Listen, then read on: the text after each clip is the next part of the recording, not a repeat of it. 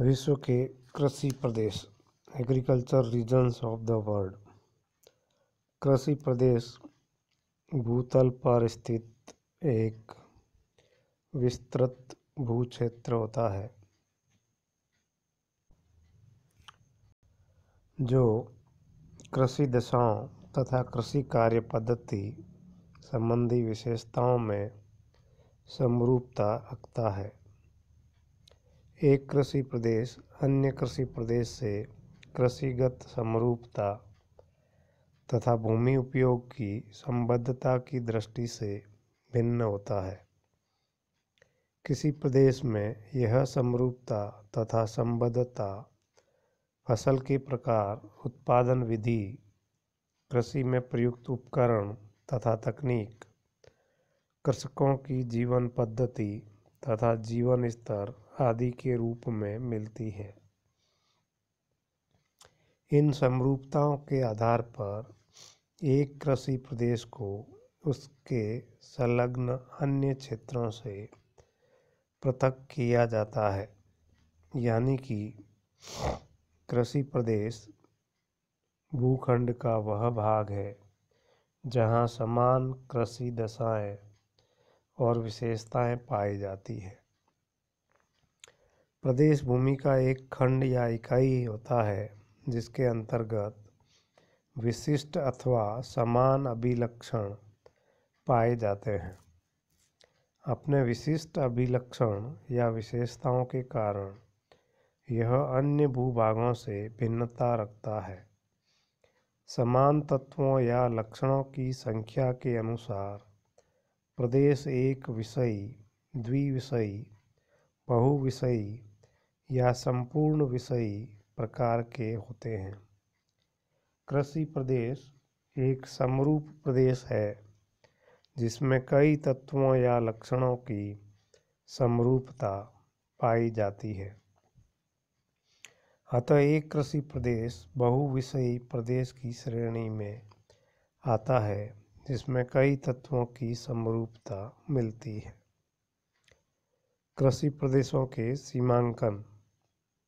विश्व के कृषि प्रदेशों की पहचान तथा उनके सीमांकन का प्रयास कई विद्वानों द्वारा किया गया, जिनमें हंटिंगटन, जॉनसन, बेकर, व्हिटलसी के कार्य महत्वपूर्ण हैं।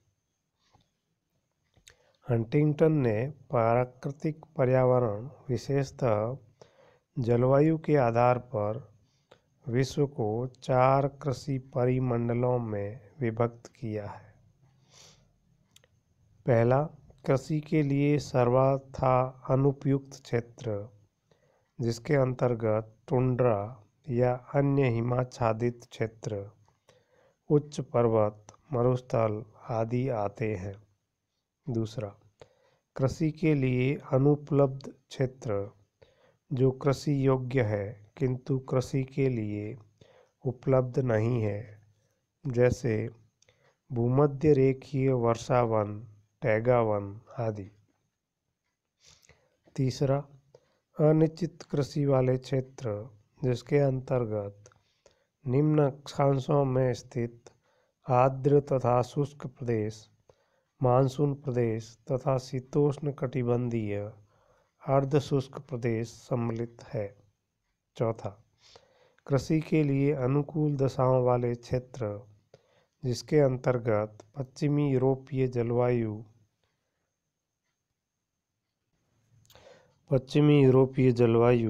यूरोपीय तथा अमेरिकी महाद्वीपीय जलवायु, मध्य अक्षांशीय पूर्वी तटीय जलवायु, भूमध्य सागरीय जलवायु प्रदेश सम्मिलित है। इसी प्रकार ओ जॉनसन ने भी जलवायु प्रदेशों का वर्गीकरण किया है, जिनमें उन्होंने अनुकूल और प्रतिकूल प्राकृतिक दशाओं के आधार पर विश्व को 5 वृहत कृषि प्रदेशों में विभक्त किया है। पहला, उष्णकटिबंधीय जीवन प्रदेश। दूसरा, उष्ण या उपोष्ण कटिबंधीय मृत्यु प्रदेश या मरुस्थल, उपोष्णकटिबंधीय जीवन प्रदेश या भूमध्य सागरीय प्रदेश। चौथा, शीतोष्णकटिबंधीय जीवन प्रदेश। और पांचवा, ध्रुवीय मृत्यु प्रदेश। जोनासन के अनुसार उपरोक्त 3 प्रदेश विश्व के 3 बृहत कृषि प्रदेश है।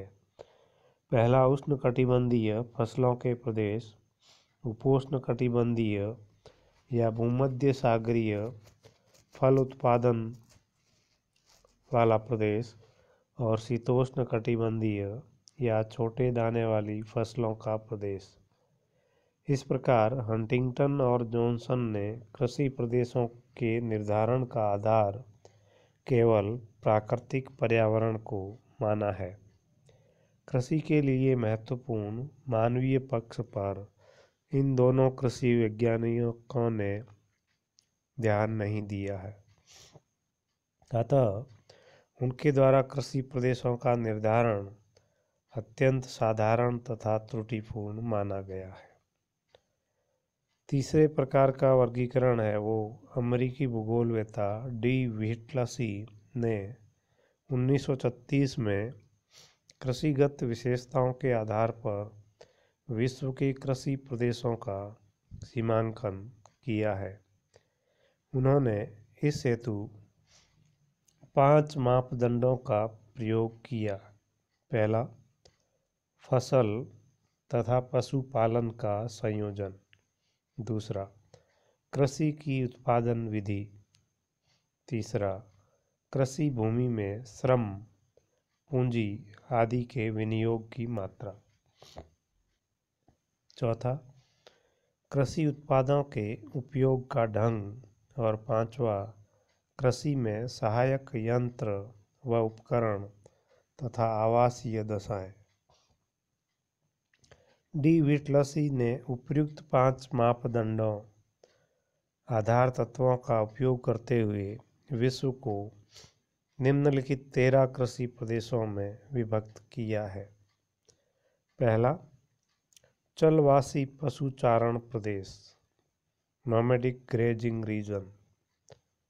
दूसरा, व्यापारिक पशुपालन प्रदेश, कॉमर्शियल रैंचिंग रीजन। तीसरा, स्थानांतरणशील कृषि प्रदेश, शिफ्टिंग कल्टीवेशन रीजन। चौथा, प्रारंभिक स्थायी कृषि प्रदेश, सेडेंटरी कल्टीवेशन रीजन। चावल प्रधान गहन निर्वहन कृषि प्रदेश,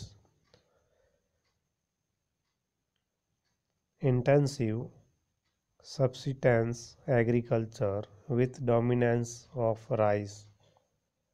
छठा, चावल विहीन गहन निर्वहन कृषि प्रदेश, intensive subsistence agriculture without rice. व्यापारिक बागानी कृषि प्रदेश, कॉमर्शियल प्लांटेशन एग्रीकल्चर रीजन। आठवां, भूमध्य सागरीय कृषि प्रदेश, मेडिटेरेनियन एग्रीकल्चर रीजन। नौवां, व्यापारिक अन्न उत्पादक कृषि प्रदेश, कॉमर्शियल ग्रेन फार्मिंग रीजन। 10वां, व्यापारिक फसल व पशु उत्पादक कृषि प्रदेश, commercial crop and animal husbandry region. 11, निर्वहन फसल व पशु उत्पादक कृषि प्रदेश, subsistence crop farming and animal rearing region. 12वां, व्यापारिक दुग्ध पशुपालन कृषि प्रदेश, कॉमर्शियल डेयरी फार्मिंग रीजन। और 13, विशिष्ट बागानी प्रदेश, स्पेशलाइज्ड प्लांटेशन क्रॉप रीजन। इस प्रकार व्हिटलसी ने 13 कृषि प्रदेशों का वर्णन किया है। इसके द्वारा कृषि प्रदेशों के वर्गीकरण की कुछ आलोचना भी हुई, जिसमें 3 प्रमुख है। इन आलोचनाओं में पहला है, यह वर्गीकरण व्यक्तिनिष्ठ या सब्जेक्टिव है, जो उनके स्वयं के अनुभव और विवेक पर आधारित है। व्यक्तिनिष्ठता के कारण कृषि प्रदेशों की सीमाएं भी अनुमानित हो सकती है। वस्तुनिष्ठ विश्लेषण के लिए आंकड़ों का प्रयोग आवश्यक होता है, जिसका इस वर्गीकरण में अभाव है। दूसरा, व्हिटलसी ने कृषि प्रदेशों के वर्गीकरण हेतु कृषि उत्पादन और उत्पादन विधि पर अधिक बल दिया है, किंतु कृषि संगठन व्यवस्था की उपेक्षा की है, जो एक प्रमुख कृषिगत विशेषता है। व्हिटलसी के कृषि प्रदेश वृहत कृषि प्रदेश है, जो केवल स्थूल लक्षणों को ही प्रकट करते हैं। उपयुक्त आलोचनाएं अधिक महत्वपूर्ण नहीं है, इसलिए विश्व स्तर पर कृषि प्रदेशों के निर्धारण में व्हिटलसी का कार्य सर्वाधिक महत्वपूर्ण व मान्य है। व्हिटलसी के कृषि प्रदेश आर्थिक विकास से संबद्ध है, क्योंकि आर्थिक विकास प्रक्रिया में एक प्रकार का कृषि प्रदेश दूसरे अपेक्षाकृत विकसित कृषि प्रदेश में परिवर्तित हो सकता है। स्थानीय तथा प्रादेशिक विशेषताओं के आधार पर व्हिटलसी के बृहत कृषि प्रदेशों को मध्यम तथा लघु कृषि प्रदेशों में विभक्त किया जा सकता है। परवर्ती अनेक लेखकों ने कृषि प्रदेशों के वर्गीकरण में इसके वर्गीकरण को उपयोग में लिया है।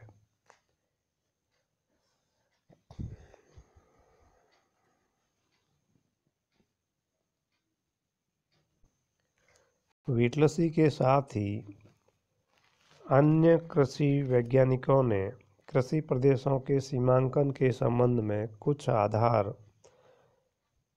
बताए हैं, जिनको मापदंड के रूप में प्रयोग किया गया है, जिनके द्वारा कृषि की समरूपता व संबद्धता की प्रादेशिक भिन्नता का स्पष्टीकरण होता है। हंटिंगटन, जॉनसन, बेकर, टेलर आदि ने कृषि प्रदेशों के सीमांकन हेतु भौतिक तत्वों जैसे जलवायु, वनस्पति आदि को आधार बनाया है। ये आधार एकांगी है, क्योंकि इनमें मानवीय प्रयत्न पर ध्यान नहीं दिया गया है। 1936 में डी व्हिटलसी द्वारा विश्व के कृषि प्रदेशों के निर्धारण हेतु जिन तत्वों को आधार बनाया है, वे अपेक्षाकृत अधिक सार्थक है और कृषि प्रदेशों के उद्भव, विकास तथा कार्यात्मक विशिष्टता को प्रकट करते हैं। उनके अनुसार कृषि प्रदेशों के सीमांकन के लिए निम्नांकित 5 तत्वों को प्रमुख आधार या मापदंड के रूप में माना जाता है। पहला, फसल तथा पशुपालन का संयोजन। कृषि के अंतर्गत फसल उत्पादन के साथ ही पशुपालन को सम्मिलित किया जाता है, क्योंकि दोनों ही भूमि तथा मिट्टी की उत्पादन क्षमता पर निर्भर होते हैं। फसलों व पशुओं का घनिष्ठ संबंध होता है। किसी प्रदेश में प्राकृतिक तथा मानवीय दशाओं के अनुसार यह निश्चित किया जाए कि वहाँ केवल फसलें उगाई जाए, केवल पशुपालन किया जाए अथवा फसल उत्पादन के साथ ही पशुपालन भी किया जाए। कुछ प्रदेशों में विविध प्रकार के कृषि कार्यों के लिए पशुओं का उपयोग होता है। पशु मुख्यतः घास या चारागाह तथा फसलों पर निर्भर करते हैं, अतः अधिक लाभ प्राप्त करने के लिए फसलों तथा पशुओं का साहचर्य लगभग अनिवार्य सा है। इस प्रकार विश्व के अनेक भागों में फसल उत्पादन और पशुपालन में घनिष्ठ संबंध देखने को मिलता है। भारत और बांग्लादेश जैसे अनेक विकासशील देश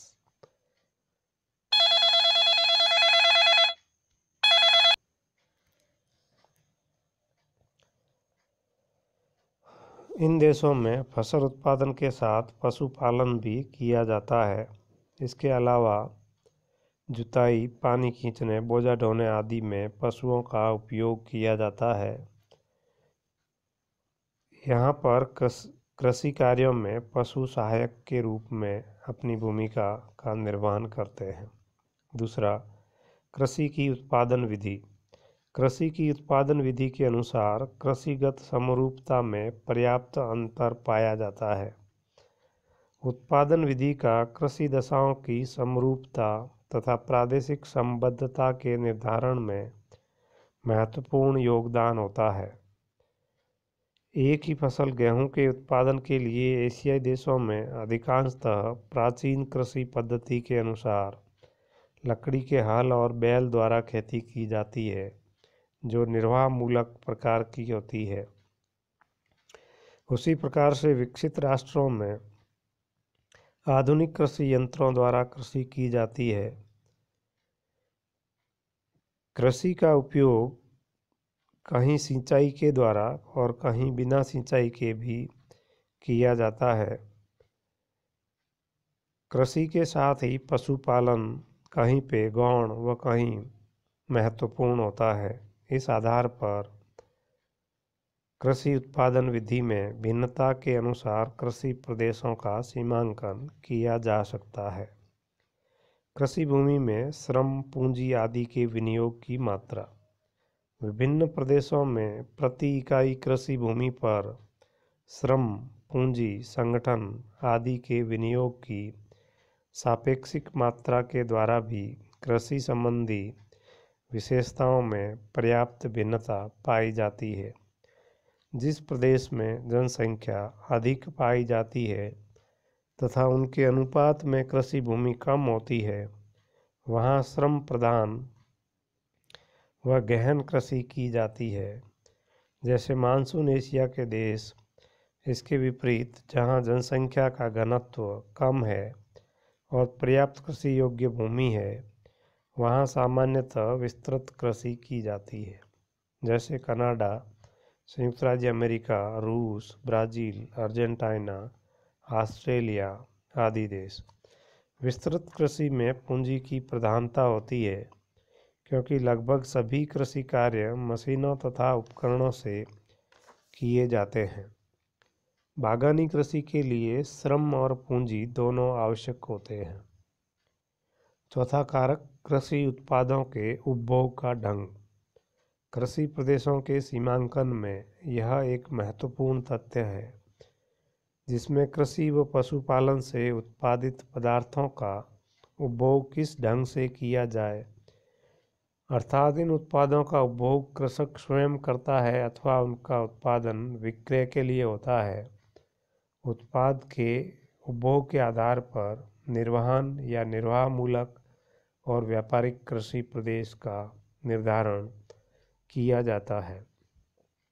पांचवा कारक है कृषि में सहायक यंत्र व उपकरण तथा आवासीय दशाएं। कृषि में उपयुक्त होने वाले यंत्र तथा उपकरणों के अनुसार भी कृषिगत लक्षणों में पर्याप्त भिन्नता मिलती है। एशियाई देशों की निर्वाह मूलक कृषि में प्रायः छोटे और परंपरागत कृषि यंत्रों का प्रयोग होता है, जिसके मुख्य कारण जोतों का छोटा होना, निर्धनता, अज्ञान तथा तकनीकी विकास का पिछड़ापन आदि है। इसके विपरीत अमेरिका के बड़े बड़े कृषि फार्मों पर ट्रैक्टर, हार्वेस्टर आदि बड़े बड़े आधुनिक कृषि यंत्रों का प्रयोग होता है और कृषि पूर्णतः यंत्रीकृत होती है। यहाँ मानव श्रम गौण है, किंतु उन्नत तकनीक, उर्वरक, उन्नत बीज आदि के प्रयोग से अधिक उत्पादन होता है।